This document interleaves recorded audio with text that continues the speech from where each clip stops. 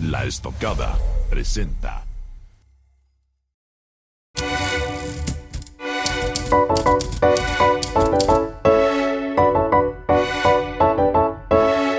Buenas noches, queridos amigos. Nos encontramos acá en Arte y Política, como todos los viernes, con un invitado especial, que es el ingeniero Ricardo Villa Escalera. El ingeniero Ricardo Villa Escalera es una persona emblemática en Puebla. Ha sido candidato a gobernador tanto por el PAN como por el PRD. Fue candidato a presidente municipal por el PAN y se ha desarrollado mucho en la industria textil a través de su fábrica El Triunfo, donde muchos años fue un gran exportador de hilo a nivel Latinoamérica. Buenas noches, ingeniero. ¿Qué tal? Buenas noches, Yayo, gusto en saludarte. Gracias, ingeniero. Encantado estar contigo. Aquí, pues, aquí en La Estocada, estamos transmitiendo nuestras instalaciones aquí ubicadas en la avenida 37 Oriente, 1805, Colonia El Mirador. Buenas noches, ingeniero. Buenas noches, Yayo. Bueno, pues empezamos con la plática. El ingeniero Ricardo Villa Escalera, por si ustedes no lo saben, fue un gran empresario textil. Su fábrica El Triunfo, una de las fábricas más emblemáticas de Puebla. ¿Cuándo empezó, ingeniero, usted a incursionar en la industria textil? Bueno, pues yo empecé a incursionar, yo creo que a los 16 años, cuando me fui a Estados Unidos a estudiar la carrera de ingeniero textil. Me fui a la escuela más antigua de Estados Unidos, en Lowell, Massachusetts, cerca de la ciudad de Boston, para que identifique la gente. Y ahí estudié la carrera textil, ¿verdad? Del año 53 al año 57. Me gradué, sí, cuando tenía yo prácticamente 21 años. Y ya después de ahí, pues me fui a Manchester, pues es la cuna de la industria textil inglesa. Ahí estuve practicando en las empresas que construyen maquinaria. Y bueno, pues mi padre empezó la empresa en el Triunfo que mencionas, en el año 35, pero realmente mi papá empezó en la industria textil el 8 de marzo de 1928, ¿sí? Antes. Y tuvo la fábrica San José y después la fábrica El Triunfo. Ahora es interesante El Triunfo porque esa fábrica estuvo parada 3 años por la gran crisis de Wall Street, que fue de 1928 a 29 a 1932. Entonces del 32 al 35 la fábrica pues estuvo parada y los trabajadores tomaron control de ella. Y entonces llamaron a mi papá y mi papá entró como síndico y bueno, se puso de acuerdo con los trabajadores para echarla a andar. Eso implica la grave crisis que hubo en el mundo, ¿verdad? En esas épocas. Y bueno, pues empezó a andar en el año 35 y pues nada más la trabajamos, ¿verdad? 50 años hasta el año 85, que el 6 de agosto al gobierno de Miguel de la Madrid, que yo ya le había ganado elecciones por todos lados, ¿verdad? Pues a través de la CTM, con la que trabajamos, Confederación de Trabajadores de México, pues obviamente se le ocurrió que no se necesita ser muy brillante para eso, hacer una huelga que duró 5 años y producto de eso se perdió la empresa. Entonces yo, como le digo a mis amigos, si hubiéramos continuado, ¿verdad? Había yo construido ya una nueva fábrica ahí en el Parque Industrial La Resurrección. El papá de Yayo construyó la mayor parte de la empresa, ¿verdad? En nada más 50,000 metros cuadrados, ¿no? Teníamos techados 10,000 metros, estábamos produciendo 250,000 de kilos de hilo al mes y estábamos exportando pues a todo el mundo, porque nosotros tuvimos las cuotas de exportación más altas a Estados Unidos como empresa de todo el país. Abrí el mercado de Canadá, abrí el mercado de Europa, de Escandinavia, detrás de la cortina de hierro, el Caribe, algo en Centroamérica, poco, pero la verdad de las cosas es que nos cortaron pues una proyección tremenda. Si hubiéramos seguido ahí, pues ya hubiera yo comprado el país y ya ustedes podrían vivir felices y comer perdices. Sí, es toda una historia bastante desagradable, porque la victimización no se vale. Cloutier dijo que para ser político habría que vender todas las empresas. Hay que acordarse que él tuvo como 10 empresas en el campo y que podía estar sujeto pues a los paracaidistas. Si uno tiene tierras y se le invaden las tierras, pues entonces queda uno en manos, ¿verdad?, de los invasores. Entonces eso es algo verdaderamente que la gente quizá no entienda bien ahorita, que ya cambiaron la situación, pero que anteriormente pues el gobierno usaba ese tipo de situaciones, ¿verdad?, para golpear a aquellos que lo estaban golpeando. Y eso francamente pues no es conveniente, no es debido. Y bueno, está acompañado de muchos fraudes. Todo el sexenio de la Madrid fueron puros fraudes. Cuando yo participé en las elecciones en el 83, 85, 86 y culminó en el 88, ¿verdad?, con la imposición de Salinas y todo lo que sabemos ahí, pues dejó al margen a Cuauhtémoc Cárdenas y al propio Manuel Cloutier, alias el Maquis, ¿verdad? En fin, es toda una historia que verdaderamente es muy desagradable. Ahora, yo creo que los pueblos pagan las consecuencias, porque la voz del pueblo, como yo tuve oportunidad de decírselo en su cara a Miguel de la Madrid, cuando ya no era presidente, ¿verdad?, es la voz de Dios, y cuando se pisotea al pueblo, que tiene mucha intuición y sabe lo que quiere al final de cuentas, pues los resultados a la larga son funestos, son fatales. Entonces el PRI se da el lujo de tener el poder, de abusar del poder, y bueno, creo yo que en esas épocas el 95% de los puestos públicos estaban en manos del PRI. Y ahora pues ya sabemos que el PRI está prácticamente desbaratado, pero pues han pasado más de 40 años ya. Sí, el PRI pues ya prácticamente es una asociación civil y pues ya realmente es inexistente. Y usted ya, bueno, estuvo muchos años en la industria textil, pero le entró el gusanito ya de la política, ¿no? ¿O empezó en los organismos empresariales? Bueno, los organismos empresariales, precisamente con tu papá, en los años 70, ¿verdad?, nos fuimos estrenando en la política. O sea, estamos hablando de las elecciones del 83, pero realmente aquí el papá de Yayo, servidor, le entramos fuerte en el 73, 10 años antes. ¿Por qué? Pues la muerte de don Eugenio. Mi papá me contó que ustedes estuvieron con don Eugenio, ¿no? Claro, antes de morir, usted y mi papá, ¿no? ¿Nos puede contar de esa anécdota de claro, don es muy Eugenio? Importante, muy importante. Estuvimos con él en el Club de Industriales de Monterrey el 9 de septiembre del año 73. Monterrey ya había agarrado un pleito muy fuerte con Echeverría. Echeverría quería la cadena de periódicos García Balseca. Sí, los Soles, ¿no? Los Soles, y Monterrey la iba a comprar. Don Eugenio pensó que era una buena idea. Pues no tiene por qué no, ¿verdad? El Washington Post está comprado por gente importante, capitalistas y demás. Y bueno, pues el grupo Alfa, que manejaba a don Eugenio, fundador del TEC de Monterrey, él estudió en MIT, como sabemos, pues era un personaje muy importante, ¿verdad? Entonces, tanto Monterrey como Puebla estábamos preocupados por cómo iba evolucionando, ¿no? El sexenio de Luis Echeverría Álvarez, que inició en 1970 y terminó en el 76. Entonces en el 73 ya la situación estaba bastante álgida y entonces fuimos a visitar a las personas de Monterrey. Estuvimos ahí con los Ramírez y con algunos otros en el Club de Industriales. Margain también estaba, ¿no? Sí, claro, Margain Sosaya, que fue el que dio la oración fúnebre, Ricardo Margain Sosaya. Y bueno, pues el 17 de septiembre, desgraciadamente, pues lo mataron. Hubo ahí un intento de secuestro, lo que pasa, pues sencillamente hubo disparos y murió ahí en su vehículo don Eugenio Garza Sada, ¿verdad?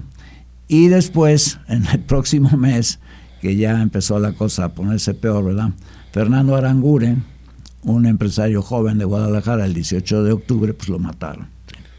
¿Y cómo fue su reunión con Garza Sada? O sea, ¿quiénes fueron a la reunión, aparte de mi papá y de usted? Bueno, había algunos poblanos, posiblemente estuvo Gerardo Pellico, y los que estábamos llevando en Puebla la voz cantante, ¿no? No me acuerdo muchos más, a lo mejor estuvo Javier Torres Leiva, y los que formábamos el grupo, ¿no? Porque sí estábamos interesados en qué era lo que estaba pasando. Realmente Echeverría pues empezó a implantar una serie de ideas que eran de corte socialista, ¿verdad? Al final de cuentas, sí. El sexenio de Díaz Ordaz se supone que había sido un sexenio muy derechista, y Echeverría trató de corregir un poco el rumbo en este efecto pendular que tenía el PRI, ¿no?, de irse a la derecha y después irse a la izquierda según las circunstancias. Y bueno, pues es un hecho que Echeverría hizo que el Estado entrara con mucha más fuerza en la economía. Acuérdense que se fundó Lázaro Cárdenas Las Truchas, ¿verdad? Y que pues el Infonavit también. El Infonavit. Y bueno, con Porfirio Muñoz Ledo, no sé si se fundó también algo en la protección a los trabajadores del Fonacot, creo que también se fundó. Y bueno, algunas de esas cosas han sido útiles para el país, ¿verdad? Pero su actitud era muy negativa hacia la clase empresarial. Incluso yo me acuerdo que a Rogelio Garza Sada, o a Andrés Garza Sada, lo nombró traidor a la patria en esa época. Andrés Marcelo Sada. Andrés Marcelo. Era presidente de la Coparmex, ¿no? Sí. Tenía una muy buena empresa, ahí Nylon de México, Sitza. Y bueno, todo eso como que no sonaba bien, ¿no? En fin, fue un pleito que duró pues prácticamente todo el sexenio, ¿verdad?, con Echeverría, hasta que López Portillo entró y bueno, pues nada tonto, empezó a tender puentes, ¿no?, con el sector empresarial, y ya se empezó a tratar de mejorar la relación con el sector privado. Y me acuerdo muy bien de esa época de López Portillo, la que entró en 76, 82, tuvimos varias reuniones con él, etcétera, ¿no? Hay una famosa del club de golf, ¿no? Sí. Que no sé si estaba usted... No me acuerdo. ¿Dónde? ¿En México? No, en el club de golf de aquí de Puebla, de Puebla, que vino López Portillo en campaña y que se enojó con Gerardo Pellico por un discurso. Sí, yo estuve presente, sí, cómo no. Sí. O sea, ahí todavía estaban las fricciones, ¿no? Sí, efectivamente, ese discurso, pues no sé por qué le causó tanto escozor a López Portillo, y se dijo que debió de haber dado ese discurso en otro sitio, al famoso Gerardo Pellico, un muy buen amigo nuestro, y que sí salió un tanto molesto, y todavía no era presidente, pero realmente entró a la presidencia sin competencia, porque el PAN no puso candidato. Bueno, el PAN en esa época no existía. Bueno, igual que ahorita, ¿no? Estamos en las mismas circunstancias. Lo que pasó es que el PAN no en su convención tenía algunas reglas, como que debía sacar el candidato el 75% de la votación interna de la convención de política del PAN, y no hubo nadie que lo hubiera sacado. Entonces, pues sencillamente no pudieron producir un candidato, y López Portillo se montó en su caballo porque le gustaba y entró a caballo en todo México sin competencia de ninguna especie, ¿verdad? Fue algo verdaderamente insólito en el año 76. Sí, luego viene López Portillo. Bueno, en el 1979 se inaugura el edificio empresarial, que lo inauguró López Portillo. Sí, claro. Y luego viene la nacionalización de la banca, ¿no? En 1982, ¿no? Que es otro rompimiento con el sector privado. Sí, ese trancazo de haberse apoderado de la banca, pues se debió a que, aunque ustedes no lo crean, el Maquío fue a ver a López Portillo y le dijo, no vaya usted a ponerse la medalla sandinista, ¿sí?, a Nicaragua, ¿sí?, porque los sandinistas lo querían condecorar, y no hizo caso y se fue, porque le estaba picando los ojos a Estados Unidos, ¿no? Entonces llegó, le pusieron la medalla, etcétera, y todo eso pues, se interpretó como un movimiento, ¿verdad?, en México hacia el socialismo, etcétera. Y bueno, se vaciaron los bancos y salieron más de 10,000 millones de dólares, y nos quedamos pues muy mal, ¿no? Y López Portillo dijo, bueno, pues voy por la revancha, pero pues castigó a los bancos, que nada más eran los mensajeros. Ellos no dijeron saquen su dinero, ¿no? Lo sacaron pues las personas que empezaron a pensar que no íbamos por el camino correcto, y de ahí él estudió la forma de nacionalizar la banca, porque al final de cuentas es un servicio concesionado. Entonces les quitó prácticamente la concesión, ¿verdad? Yo se los había dicho a los banqueros bastante meses antes, que estaban pues en la tablita, porque estaban concesionados, no eran dueños realmente pues de la concesión, mientras el gobierno quería. Entonces ya fue cuando se estatizó la banca, porque no es que se haya nacionalizado, porque la banca era de mexicanos, era nacional. Ahí estaba don Manuel Espinosa Iglesias, ¿verdad? Estaba Legorreta. Agustín F. Legorreta, etcétera, ¿no? Entonces, pues el gobierno tomó la banca, y eso sí, fue un impacto fuerte, ¿no? El que haya pues logrado controlar las finanzas del país. Bueno, fue secretario de Hacienda López Portillo, ¿verdad? Y en el año 82, cuando terminó, pues nos dejó un déficit fiscal, que es muy importante saberlo, ¿verdad?, del 18%. Y de ahí vino una inflación galopante, terrorífica, que terminó en el sexenio de la Madrid, del 82 al 88. Ustedes seguramente no recuerdan, pero el índice inflacionario del año 88 era del 180% anual en México, cuando entró Salinas. Fue todo ese sexenio, los aumentos de precios eran casi del 10% mensual.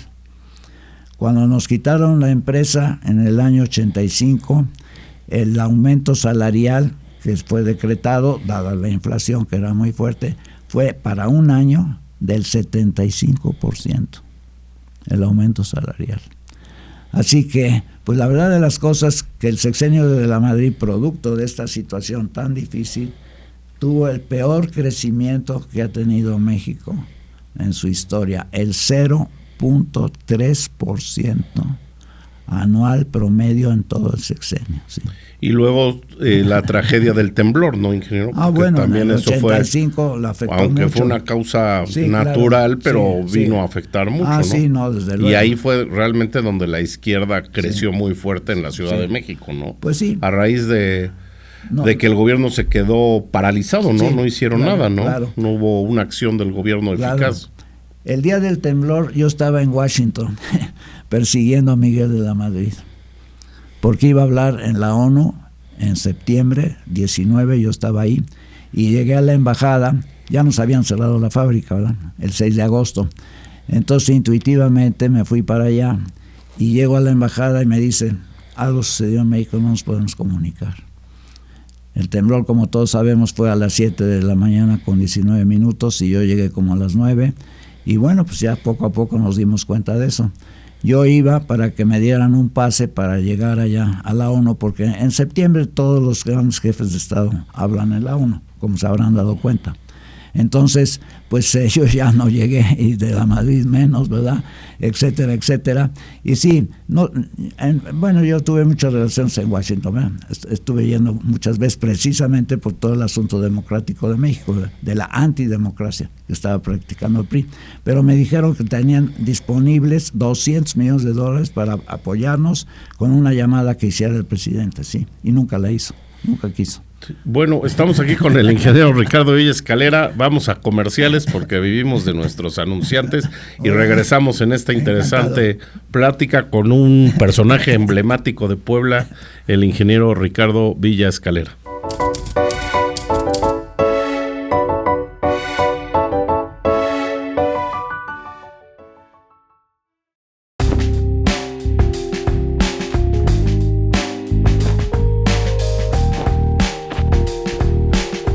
Crisanto, oro en sabor.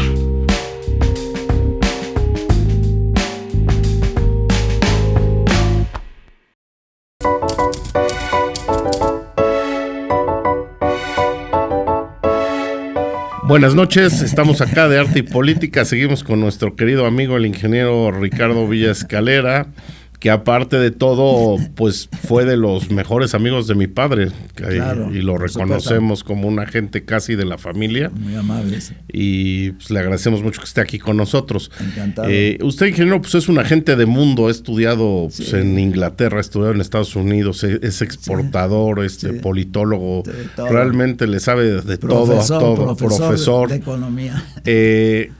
Pues ahora ya nos olvidamos de López Portillo y Miguel de la Madrid y vámonos al tiempo actual. Con todo lo de Trump, siento que los mexicanos pues estamos como en la incertidumbre, no sabemos qué va a pasar. hemos visto sus discursos muy agresivos hacia México, Claro. hacia Canadá también incluso, Sí, claro.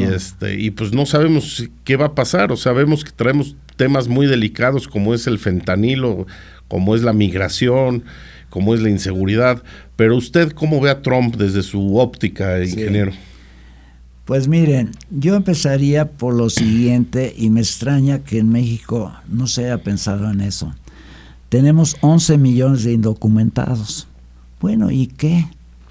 ¿Él piensa regresar a los 11 millones?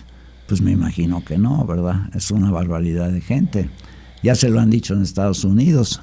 ¿Quién va a levantar las cosechas en el campo americano? ¿Y quién va a construir las casas? En Estados Unidos se construyen 2,5 millones de viviendas al año. ¿Y quién va a servir en los restaurantes? Exactamente. ¿No? Y hasta en los hoteles, etcétera, etcétera, ¿no? Bueno, si yo he transgredido la ley y soy indocumentado, ¿verdad?, sin papeles, hay una multa. Afortunadamente, pues hay que pagar la multa y ya. Una vez pagada la multa, pues que se inicie un proceso de regularización, que podría llegar a ser hasta ciudadano de Estados Unidos esa persona, en caso de que lo quisiera. Pero por lo menos que no tenga una situación, ¿verdad?, irregular en los Estados Unidos. Yo creo que el gobierno de México estaría dispuesto a pagar todas las multas, ¿verdad?, y que se inicie el proceso para que pues tengan la famosa green card, si es posible, o que por lo menos no se sientan afectados. Porque además hay un doble filo, ¿no? Porque ya no podrían abusar de ellos en cuestiones laborales, tendrían todos sus derechos a salvo, estarían contribuyendo obviamente a toda la cuestión de impuestos y demás, y serían personas pues normales, ¿no?, dentro del complejo laboral de Estados Unidos, ¿verdad?, en que hay 165 millones de trabajadores, ¿no? No tendrían por qué recibir salarios muy inferiores. Precisamente en el restaurante de tu papá, el Tango Taberna, había una persona que se fue a Estados Unidos y me comentó, uno de los meseros de ustedes. Toribio.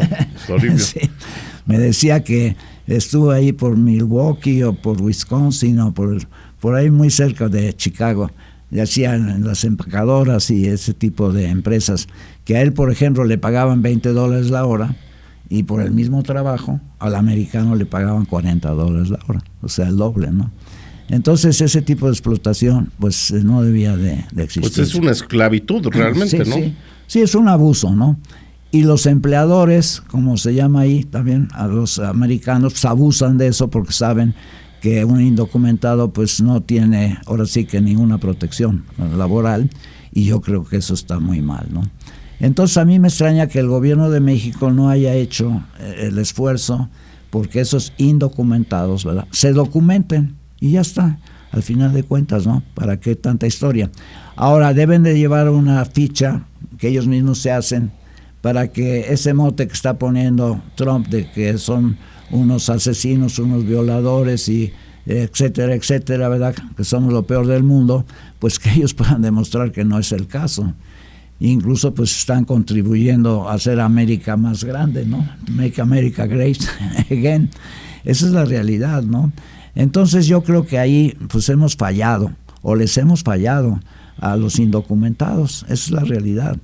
Ahora sí es una pena que no podamos crear empleo en México, ¿sí?, suficiente, y que se tengan que ir. Ahora, ¿cuánto empleo tenemos que crear? Eso está muy, muy importante. 1,600,000 al año. Sí, tal como lo digo yo. ¿Cree que la doctora Claudia Sheinbaum logre ese objetivo del 1,600,000 Para empleos? eso tiene que invertir el 30% del PIB. Cuando yo daba clases, Rusia y Japón estaban invirtiendo el 30% del PIB y estaban creciendo al 8% anual. Nosotros hubo una época que crecimos al 6%. China ha llegado a invertir más del 40% de su PIB. Si no hay inversión, no podemos tener el crecimiento suficiente, ni el empleo, ni nada, y entonces nos complica todo. ¿Y cómo ve los aranceles que está planteando Trump? Bueno, ayer la presidenta ya metió arancel a la industria textil, por cierto. Aquí lo traigo aquí en la jornada, ¿verdad?, Sí, para enseñarlo, Podemos hablar mucho de esto. Tardaron no sé si 20 o 30 años en hacerlo, pero bueno, 35%. Pero es un buen paso, ¿no? Pues depende de cómo subfacturen.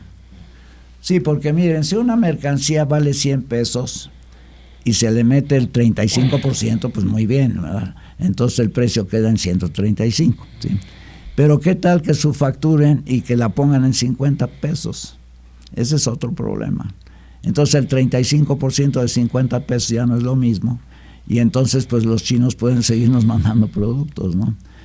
China el año pasado nos mandó 119 mil millones de dólares de mercancía, ¿sí? ¿Nosotros cuánto exportamos a Estados Unidos, ingeniero? Bueno, a China 7 mil millones, y el déficit con China quedó en 112 mil millones. A Estados Unidos... Hay superávit, ¿no? No, con China tenemos un déficit bárbaro. No digo con Estados Unidos. Ahora, con Estados Unidos hemos ido construyendo un superávit que pues a Trump no le ha ido gustando. Empezamos con un superávit hace años de 50 mil millones de dólares, 60 mil, y ya llegó a 160 mil millones, ¿sí? Porque estamos exportando en total 500 mil millones de dólares, ¿verdad? Y eso pues es una cantidad muy fuerte, y los americanos obviamente no nos exportan tanto, ¿no? Entonces la diferencia está a favor de México en el caso de Estados Unidos. Pero estuvo bien lo que hizo Claudia Sheinbaum de meter arancel a lo chino, ¿no? Porque nuestro déficit es con China, no es con Estados Unidos. No, claro. Vaya, todo lo que sea proteger a la industria nacional y fomentar el mercado doméstico, ¿verdad? Poner barreras, pues eso, como digo, se debió haber hecho hace 20 años. Nosotros cuando iniciamos el proceso de industrialización, sustitución de importaciones en los años 40, 50, 60, teníamos un arancel protector del 300% del país. Entonces, ¿está usted también a favor de una devaluación del peso, no? Claro. Porque un peso... No, claro, sobrevalor estamos perdiendo. O sea, si el dólar es caro, sí, pues claro, vamos a importar menos productos. Claro. Porque eso también pega al euro, ¿no? No, o sea, sí. No, desde luego. Ahorita, nos beneficiaría un peso... Con el peso a 16 por barato. dólar estábamos perdidos, ¿no? Yo como exportador lo sé perfectamente. A nosotros nos sucedió eso en el año 79, que López Portillo sobrevaloró el peso porque teníamos mucho petróleo y demás, ¿no? Antes de que viniera la crisis del 82. Pero ahorita conviene tener un peso de 21, 22, 23, y ya con eso podemos paliar los famosos aranceles del 25%. Además podemos maniobrar dentro del país. Por ejemplo, la industria automotriz, que puede ser afectada porque está exportando como 160 mil millones de dólares, ¿verdad? ¿Es la que más exporta? Sí, claro, sí. Le podemos bajar el impuesto sobre la renta del 30% al 25%, al 20%.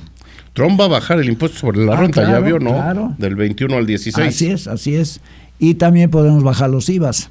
Por ejemplo, si la industria compra aquí localmente y tiene que pagar IVA, pues en vez de pagar el 16 que pague el 8. O sea, podemos hacer ciertos ajustes, claro, con la contribución del Estado y que le cuesta a la nación para salvar ese 25% de arancel que va a tener que pagar la industria de exportación. Amén de que podemos poner aranceles a los productos de Estados Unidos, ¿verdad? Eso ya viene a ser... Pero eso sería ya violar el Tratado de Libre Comercio, bueno, ¿no? No, pero lo está violando Trump para empezar.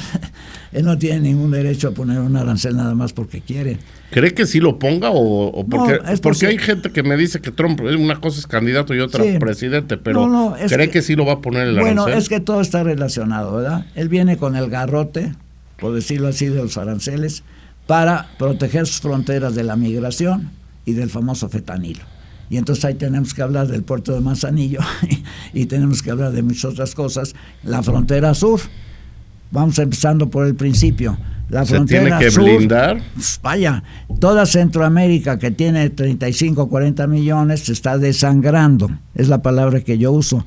Y pásenle, muchachos, y hasta de África que vienen a través de Brasil y del Darién y de Colombia y de todo cuanto hay, y aquí estamos nosotros a sus órdenes. De Dinamarca no ha visto, indocumentados no hay. Ellos están disfrutando su sistema de salud. Sí, igual que el de México, sí, ¿no? Porque le invierten el 8% del PIB y nosotros el 2.8%. Esa es la diferencia. Es lo que debió haber dicho Andrés Manuel. Vamos a llegar a Dinamarca, claro, pero hay que poner el 8%. El 8% del PIB de 30 billones es 2.4 billones. ¿Cuándo vamos a soñar tener esa cantidad de dinero en salud y otra igual, por ejemplo, en educación? Ya nos comimos casi la mitad del presupuesto de 9 billones. Sí, porque en eso tengo yo mis teorías. El presupuesto tiene que ser al revés. O sea, ¿qué necesita México? Para mí, 12 billones. Vamos por ellos. Ya está el sector empresarial esperándonos para que le pongamos impuestos. Claro, Pues sí. en la reforma fiscal, ya lo he dicho, si se gana 500 millones la empresa, pues vamos a poner el 30% normal. Pero si gana 1,000 millones, pues ya le aumentamos. Si se gana 5,000 millones más. En Francia llegaron al 70%. O sea, de cada 100 pesos francos en esa época que ganaban 70 francos, lo devolvían a las arcas públicas en impuestos, ya. Pero las empresas grandes, no las chicas. Ah, no, claro. Porque si no a las chicas No, las claro. desangras, ¿no? Sí, habría que hacer un consenso. Bueno, Por facturación, digamos. sí, no, incluyendo obviamente la economía informal. Son 35 millones de personas que hoy salen en el periódico que contribuyen, y qué bueno, con el 25% del PIB, pero también tienen que pagar impuestos. Aunque sea tasa fija anual, toda esa gente nos tiene que ayudar a cargar el muertito. Sí, tiene que ser personas físicas, personas morales, empresas de diferentes rangos, como tú dices, las grandes empresas, las medianas, las pequeñas, las pymes, las micropymes y todo cuanto hay, ¿verdad? Se supone que en México hay 6 millones de empresas, según dicen por ahí, pues no sé. Sí, bueno, es que, o sea, hay de todo tipo, ¿no? Sí, claro, O sea, que tienen 2 trabajadores o 4 o 5, ¿no? También es importante, yo creo que para reactivar el mercado interno, que los gobiernos de los estados municipales y de federales compren a las empresas pequeñas y medianas, no, claro. No concentren la riqueza en 2 o 3 contratistas No, claro. o en 2 o 3 proveedores, porque eso no es redistribuir la riqueza. No, desde y un luego. gobierno de izquierda pues tiene que Claro. redistribuir la riqueza, pues se supone que esa es una política pública básica de la izquierda, ¿no? La Hombre, desde redistribución. luego, hay que llamar a muchas empresas, las constructoras, cuando en la época de tu papá, pues muchas empresas pequeñas estaban construyendo para el gobierno, ¿no? En vez de que 2 o 3 empresas grandes agarren todo el pastel. Eso no, hay que distribuir efectivamente entre las constructoras, por ejemplo, acuérdate del Infonavit. Sí, Yo bueno, la- ya se regresó a la línea 1, ¿sí? Sí, la presidenta ya mandó la iniciativa a la Sí. Cámara de Sí, Diputados para regresar a la línea 1, precisamente para regresar a darle a los pequeños y Pues, medianos empresarios, porque pues- lo único que se provocó con Salinas y con Juan José de Oyoqui, no sé si se Sí, acuerda de él, cómo no. que fue director de Serfín y luego del Infonavit, Ajá. él fue realmente el ideólogo de la línea 2 y de Sí. la línea 3, Sí. que lo único que vinieron a hacer es a apoyar a los oligopolios. Sí, claro. O sea, realmente A las dos, grandes empresas. 3 grupos se quedaron con Claro. todo el pastel del Infonavit. Claro, y claro. los pequeños y medianos arquitectos e ingenieros y constructores chicos se quedaron totalmente fuera Correcto. de la jugada. Ahora la política esta de Claudia, de la doctora Claudia Sheinbaum, de regresar a la línea 1 y regresar a darle a los pequeños contratos de obra, se me hace muy acertada, porque se redistribuye la riqueza que se había concentrado en 3 o 4 manos. Pues hay que estudiar bien la reforma al Infonavit, porque ya sabemos que los empresarios y los trabajadores ya quedamos en minoría. Ahorita el gobierno tiene mayoría. O sea, eran 3, 3 y 3, 9. Ahorita, Todavía no se ha aprobado, ingeniero. No se ha aprobado, pero el gobierno quiere 5 asientos de 9. Y el sector privado 2 y el sector obrero 2, 4, nada más. Y además la constructora del Infonavit, que va a disponer de 2 billones de pesos, pues bueno, vamos a pensar, el gobierno sí va a construir, el gobierno sí es constructor, el gobierno sí va a usar dinero de los trabajadores, 2 billones de pesos para construir, porque ahí, la verdad, entonces, el sector privado, ¿en qué entra en la construcción? Ahora, es cierto que hubo muchos desfalcos, yo no sé ni cómo, hablan de uno de 5,000 millones de pesos, ¿verdad? Ahí, Octavio Romero Oropeza estuvo diciendo en la mañanera, ¿no?, que había una serie de irregularidades muy fuertes en el Infonavit. A mí me extraña que haya sucedido todo eso, pero ojo, ¿el gobierno se va a volver constructor de todas las viviendas o realmente, como tú dices, le va a soltar a las empresas privadas pequeñas y medianas la construcción de casas? Además, las casas van a ser de 40 metros cuadrados y de 60. Pues francamente son todavía muy limitadas, ¿no? Hay que ver eso también, ¿no? Es que si no, no van a llegar a la meta de 1 millón, que es lo que quieren. Bueno, sí, pero no puede uno construir palomares, porque así se les llamaba, ¿no? Porque eso hasta psicológicamente influye, ¿no? En las personas que están en sitios cerrados es sumamente peligroso para su salud mental.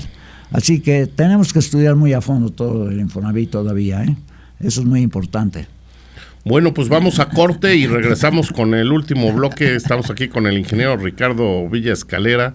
Encantado. Cerramos el último bloque ya con temas locales. Locales. Ya Bueno. para cerrar con la cereza del pastel. Ok. Regresamos. Muy bien, Yayo.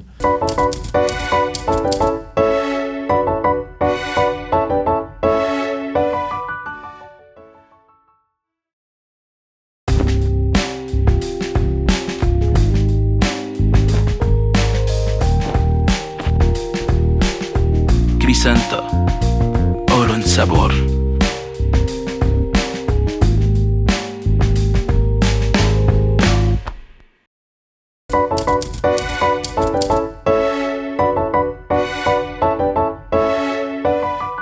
Buenas noches, amigos, ya estamos en nuestro último bloque aquí en La Estocada, en De Arte y Política, con el ingeniero Ricardo Villa Escalera, empresario, politólogo, profesor universitario, etcétera, etcétera. ¿Cuántos años tiene usted, ingeniero, por cierto? Pues pues ya no quiero Sí, acordarme de mis años. Se vale. Ahora sí, como diría don Enrique Montero Ponce, se vale. Se vale.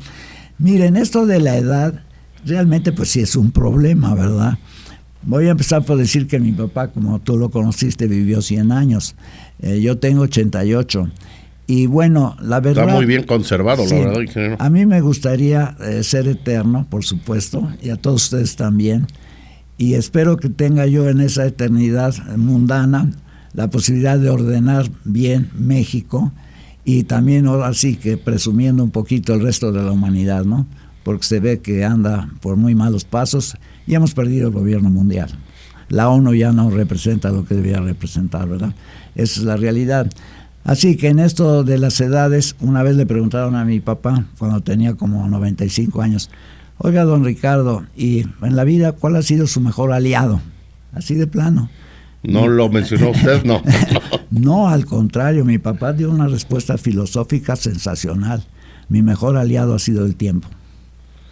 Sí, por la experiencia, ¿no? No, bueno, no, es que si uno tiene al tiempo de aliado, pues oigan, entonces el tiempo corre a favor de uno y no en contra de uno. Y entonces puede uno seguir con el tiempo pues de manera casi indefinida. Sí, muy bien, ingeniero. Oye, Así que mejor aliado sigue siendo el tiempo. quería hacerle dos preguntas, bueno, una de corte global y otra local. Sí, vamos no. por la global, ¿no? ¿Cómo ve usted a Vladimir Putin? Pues a mí siempre me ha simpatizado, ¿sí? Porque he seguido. Se parecen un poco, ¿eh? Sí, me han simpatizado. Él les ha estado diciendo a Occidente, ¿verdad?, desde Gorbachev, que no se iban a expandir ni una pulgada hacia el territorio ruso, ¿verdad? Cuando Gorbachev nos hizo el gran favor de colapsar el muro de Berlín y de entregar el Pacto de Varsovia, casi nada, y todos los famosos buffer states que defendían el área rusa, ¿no? Pero Occidente, de manera muy egoísta, ¿verdad?, se siguió metiendo y metiendo. La Victoria Nuland, que usó $5,000 millones para darle la vuelta al gobierno de Ucrania, que fuera muy pro-occidente. Y entonces Putin, ¿qué es lo que ha dicho? No entren en mi espacio, ¿sí? Existencial. Ya estuvo bien. Además dijo, con todas sus letras, voy a poner misiles en México.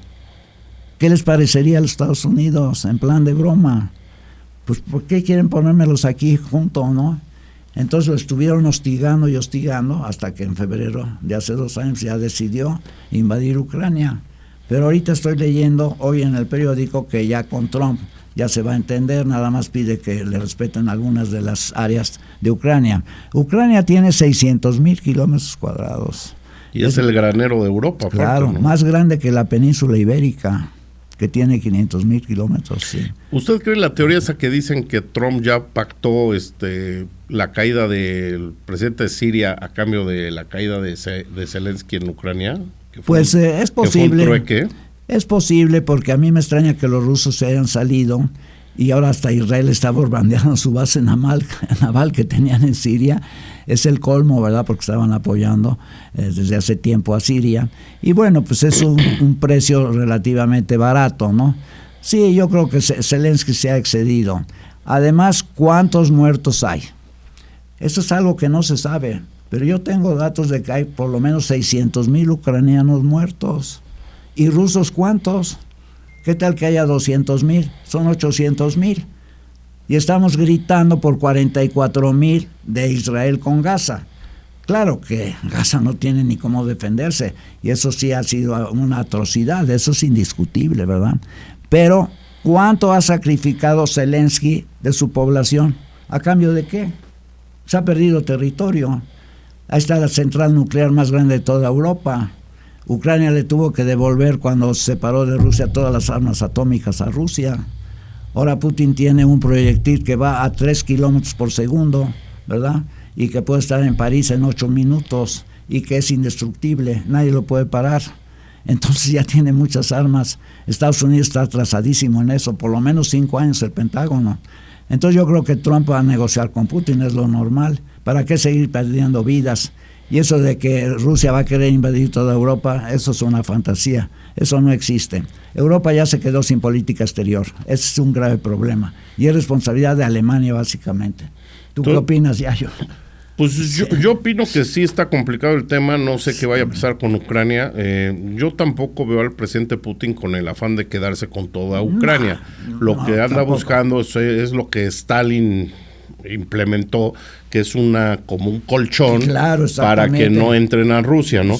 Porque a los rusos hay que recordar que Napoleón los quiso invadir, Hitler, entonces han tenido, la historia nos demuestra que ha habido gente que ha querido invadir Rusia. Ahora, la relación con Putin-Trump parece que es buena, ¿no? Y eso puede ayudar a minorar el tema. La caída de Bashar ahí en Siria, es un paso que da Putin para negociar. Es lo que yo interpreto. Es posible. Como que está abierto a la negociación, ¿no? Sí. Esperemos por el bien de Europa y de todos que pues esto se pueda solucionar a corto plazo, ¿no? Desde luego. No hay que olvidar que Putin Rusia trae el apoyo chino, que eso tampoco hay que menospreciarlo. Bueno, y de ahí salieron los BRICS, y hay una lista de 30 países que quieren entrar a los BRICS. Los BRICS son 9 o 10 países.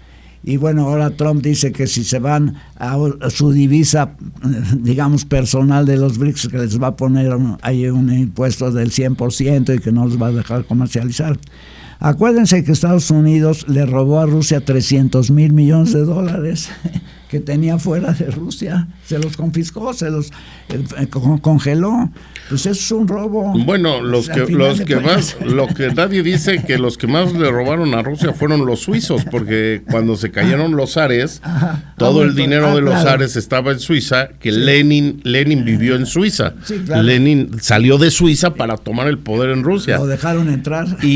Y él conocía perfecto Lenin Suiza porque ahí vivió y quiso recuperar ese dinero y le dijeron, no, ese dinero es del zar, cuando venga se lo damos, pero pues el zar ya lo habían matado, entonces no hubo poder humano que devolviera en esa época. Imagínense, en 1917 eran 1,700 millones de dólares que tenía el zar en Suiza. Entonces, por eso Suiza es tan rico, por todo lo que se ha robado de dictadores y de gente que ya nunca llega a reclamar ese dinero. No, pues ¿cuántos mandaron dinero a Suiza? Nosotros compramos maquinaria en Suiza. Presidentes africanos que se caen y ese dinero se cae, narcotraficantes, en fin, la lista es muy larga, pero el caso más emblemático fue el de los zares.